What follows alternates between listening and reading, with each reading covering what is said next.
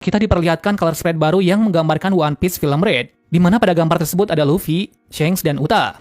Ya, walaupun kita belum dapat gambar dari color spread tersebut, jadi kita belum bisa menjelaskan misteri di balik poster itu. Bab dimulai dari kemeriahan pesta yang beriringan dengan pertarungan, di mana di satu sisi Momo dan lainnya sedang bertarung dengan Admiral, sementara itu Nami, Tama, dan Zeus masih menikmati pesta makanan yang dihidangkan. Scene balik lagi pada sisi Momo yang kesulitan melawan Aramaki dalam bentuk monsternya. Bahkan tidak hanya kesulitan, Momo juga kewalahan mendapat lilitan maut itu. Jelas sekali Yamato yang melihat Momo dibegitukan mencoba untuk membantu. Alih-alih membantu, Momo malah memintanya untuk diam saja. Alasan utama Momo menolak bantuannya ialah karena ia ingin menyelesaikan masalah pulaunya sendiri, mengingat dia adalah seorang shogun yang akan membuat Wano Kuni menjadi lebih baik lagi. Sebab dari itu, jika dia tidak bisa memenangkan pertarungan ini sendiri, maka ia akan sangat gagal untuk menjadi shogun terhebat. Lanjut dari jutsu dari Raizo yang siap menembakkan api besar ke arah Aramaki, karena dia tahu kalau kelemahan dari tumbuhan adalah api. Nah, benar sekali, ketika menerima serangan itu Aramaki merasa ketakutan. Akan tetapi nyatanya, dia hanya berpura-pura saja. Lantaran dengan api seperti itu tidak akan bisa mengalahkannya. Nah, kenapa dia tahan api? Dikarenakan Admiral itu memiliki teknik Bokarin, yaitu teknik ketahanan api. Dengan begitu, dia lebih mudah untuk melepaskan diri. Tidak hanya itu, kesombongannya pun mulai menjadi-jadi. Ia mengatakan kepada para samurai, meski dia mengetahui kelemahan kekuatan ini, bukan berarti akan mudah untuk mengalahkanku. Tanpa tanggung-tanggung, Aramaki langsung menyerang Raizo dengan sangat brutal dengan akar tajamnya, serta langsung menghisap nutrisi dalam tubuh dari Raizo. Melihat temannya seperti itu, Kawamatsu dan lainnya tidak tinggal diam. Namun sayang sekali, mereka malah dengan mudah tertangkap oleh Aramaki. Mengingat tebasan demi tebasan, akar-akar tersebut tetap tumbuh kembali. Apakah yang terjadi berikutnya? Panel pun dipotong langsung menuju ke sisi ruangan rahasia dari Sukiyaki. Ternyata di balik ruangan yang sempit ini ada jalan rahasia di salah satu sudut ruang itu. Di sini kita dilihatkan sesuatu yang sangat menarik mengenai jalan yang sangat panjang menuju ke bawah tanah. Sebelum memasuki ruangan itu, tiba-tiba Robin dan Sukiyaki dikejutkan dengan Law yang tiba-tiba ada di sini. Law mengatakan kalau dia merasa aneh kenapa Robin tidak bersamanya lagi, sehingga dia pun berpikir bahwa Robin sedang meneliti tentang poneglyph di ruang rahasia. Lanjut dari perjalanan menuju ke tempat rahasia itu. Sembari menuju ke bawah, Sukiyaki sedikit menceritakan tentang rahasia dari Pulau Wano Kuni sebenarnya. Ia mau memberitahu Robin dan Law karena dia adalah orang yang baik. Bahkan sebelumnya, pada pemerintahan Orochi, dia tidak memberikan informasi rahasia ini kepada mereka. Alasannya sudah pasti kalau mereka bukanlah orang yang tepat untuk mengetahui rahasia dari pulau ini. Meski demikian, tetap saja, tak lama setelah itu, Kaido tetap mengetahui rahasia sebenarnya dari Wano Kuni. Kaido bisa menemukan informasi penting ini dari salah satu anak buahnya. Diduga orang yang berhasil menemukan rahasia di bawah tanah ini adalah Jack. Jelas mendengar informasi ini, Robin pun bertanya-tanya kenapa hanya Gyojin atau manusia ikan saja yang bisa menemukannya. Yaps, alasannya sudah pasti air jalan ini ditutupi dengan air yang sangat dalam, dan sekarang mereka sedang di dasar antara daratan dan laut. Ketika melihat keajaiban ini, Robin dan Law sangat terkejut, bagaimana mungkin ada reruntuhan kota kuno di bawah Pulau Wano Kuni. Mereka bisa melihat jelas seperti itu melalui sebuah kaca yang ada di dekat sana. Merasa sudah saatnya untuk membeberkan kepada semuanya, Sukiyaki pun memberi kebenaran tentang reruntuhan tersebut. Yang ternyata, reruntuhan kota kuno tersebut adalah kota Wano Kuni pada zaman 800 tahun yang lalu, yang mana sebenarnya Pulau Wano Kuni adalah wilayah yang sangat luas terletak di bawah Gunung Fuji. Kemudian dalam satu titik dalam sejarah, dibangunlah dinding besar sehingga membuat Wano Kuni menjadi terkunci. Karena kekangan dinding itu, kian lama berjalannya hujan dalam beberapa ratus tahun mengakibatkan air menumpuk dan membanjiri seluruh negeri. Lalu mau tidak mau para penduduk harus mengungsi ke tempat yang lebih tinggi dan membuat bangunan yang baru. Sampailah air tersebut ke tempat yang tinggi dan mengakibatkan air terjun besar untuk memasuki Wano Kuni. Air terjun tersebutlah jalan utama untuk memasuki Wano Kuni sampai sekarang. Jadi kesimpulannya, penduduk Wano Kuni sekarang berada di atas. Alasan itulah mengapa banyak pelabuhan di sekitar Pulau Wano Kuni.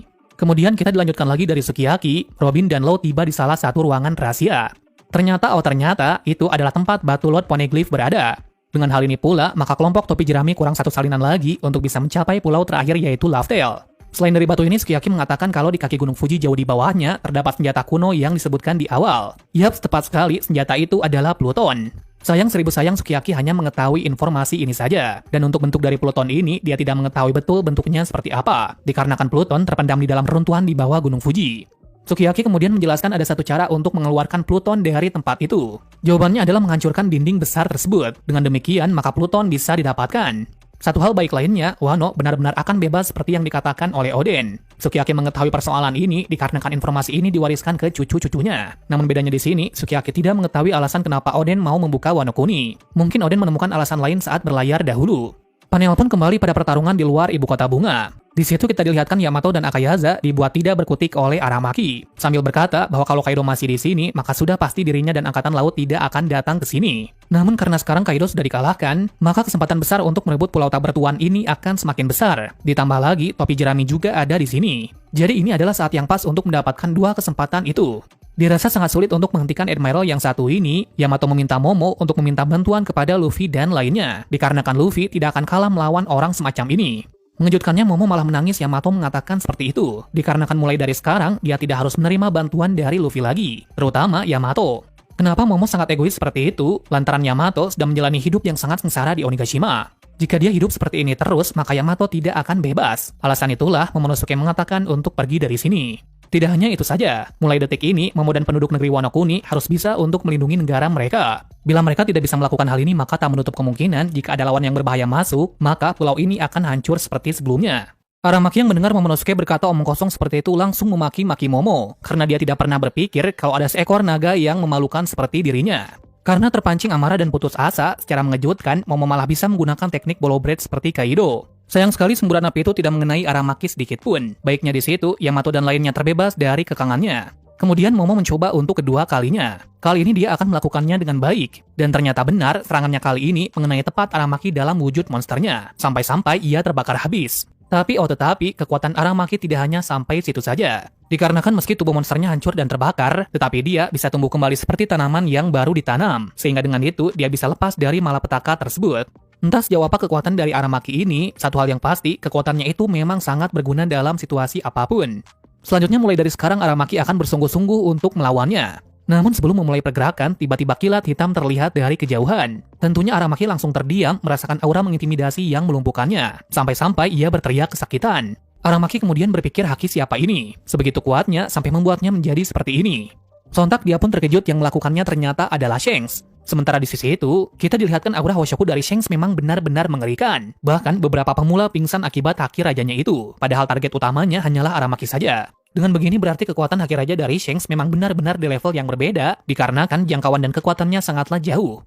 Sembari mengeluarkan haki rajanya, Shanks berkata kalau ia tidak ingin marinir tersebut menargetkan daun baru yang akan mengubah sejarah bajak laut. Sembari marah seperti itu, kita dilihatkan kenangan dari Luffy yang menikam bagian matanya. Lalu Momo saat masih kecil dan Hiyori yang baru lahir. Dan kita dilihatkan satu hal yang sangat menarik, yakni ada siluet yang menampakkan seorang gadis. Gadis itu mirip seperti karakter Uta pada movie Red yang merupakan putri Shanks. Lalu dalam panel yang begitu epik, kita dilihatkan Shanks dengan ekspresi yang menyeramkan berkata, apakah kau begitu takut dengan era baru yang akan datang? Apakah arti dibalik kata-kata ini, mungkin ada hubungannya dengan Aramaki yang mencoba untuk membunuh Luffy ataukah lebih dalam dari itu? Scene berpindah dari Aramaki yang kembali pada bentuk manusianya. Dia berpikir, setidaknya saat ini belum tepat untuk bertempur dengan Shanks dan bajak lautnya. Alasannya sudah pasti jika sendirian, maka dia akan balik dengan nama saja. Dengan begitu pun, Aramaki berangsur pergi dari pulau ini sebelum masalah besar terjadi. Mundurnya Aramaki dari Wano membuat Yamato dan lainnya tersebar, dikarenakan Momo sangat hebat dan berwibawa bisa membuat Admiral itu mundur. Tidak hanya itu, dengan sifatnya yang berubah, membuat semuanya menjadi terharu, mengingat Momo sudah seperti shogun pendahulunya. Kemudian pada panel selanjutnya kita dilihatkan panel yang sangat epik dan begitu mengesankan. Kenapa kami berpendapat seperti ini? Dikarenakan Luffy, Zoro, Sanji, dan Jinbei ternyata mengetahui kalau Admiral mendatangi pulau ini. Akan tetapi mereka duduk dengan santai melihat pertarungan tersebut. Sebab dari itu sebelumnya mereka tidak ada dalam pesta bersama Franky dan lainnya. Epiknya lagi, Luffy tersenyum melihat Admiral itu pergi. Tetapi poinnya bukan itu, melainkan dia tahu benar siapa yang menggunakan haki raja barusan. Ia berkata entah bagaimana wajah yang familiar muncul di pikirannya. Yaps, di sini menjelaskan bahwa Luffy mengetahui kalau haki itu adalah milik Shanks.